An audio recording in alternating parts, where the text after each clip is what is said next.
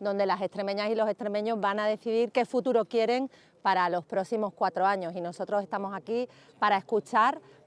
con mucha atención, fuera de tanto ruido, sin bloques y por supuesto sin ningún tipo de filtro. Hoy los protagonistas y los que van a tener la voz son todos aquellos que madrugan para trabajar en el campo, son todas aquellas personas que trabajan para mejorar los servicios públicos, la sanidad, la educación, para que funcione el comercio, el turismo, y yo quiero aprovechar la mañana de hoy para hacer un llamamiento a la participación, que toda la gente venga a votar y lo haga con libertad, lo haga con mucha ilusión y con convencimiento, que podamos llenar las urnas de toda Extremadura, de esos 388 municipios, de mucha esperanza y de dignidad. Un día histórico para Extremadura, y además para mí lo es doblemente, porque no solo estoy aquí como candidata para seguir mejorando la vida de los extremeños, sino que además acompaño a mi hijo, que por primera vez vota, así es que para mí un día histórico que voy a recordar, y espero que vosotros podáis disfrutarlo y vivirlo con la misma intensidad e ilusión que lo voy a hacer yo.